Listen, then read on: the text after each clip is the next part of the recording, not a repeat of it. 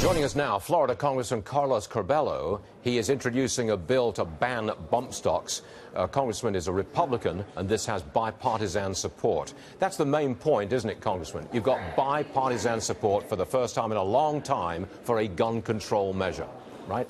Good morning from the Capitol, Stuart. Definitely, that's the big news, that after so many years of trying to reach a bipartisan compromise on gun legislation, it looks like we may have a breakthrough here. Most members on both sides of the aisle understand that these bump stocks are flagrant circumventions of current law. Automatic weapons are banned in our country, and this device converts semi-automatic weapons into automatic weapons that can fire up to 800 rounds per minute. Most people around here understand that that shouldn't be. The trouble is, Congressman, you can make these things yourself. I mean, you can 3D print these things. And I don't know how you ban that.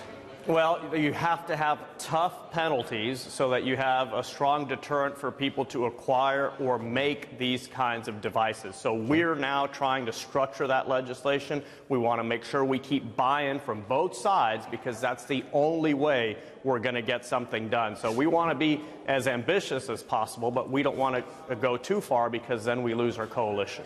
But also, you've got to be very precise in the wording of the law. Because once you come out with a law, you can't have these bump stocks. Somebody will just make a minor change, and bingo, that is legal. I mean, you see what I mean? The wording of the legislation is extremely important and very difficult.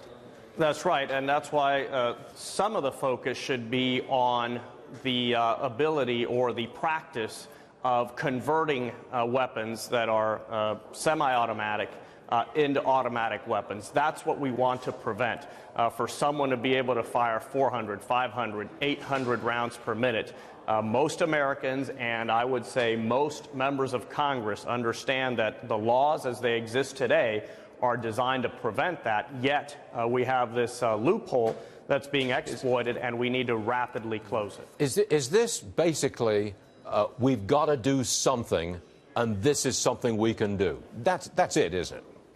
Well, when it comes to gun policy, that's what it's come down to. We've seen that for years, compromise, bipartisan cooperation has been elusive.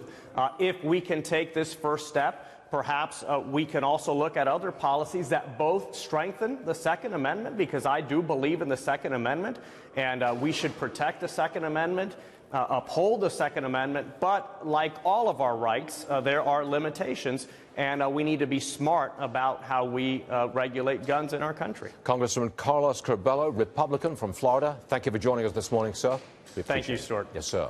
Now, I want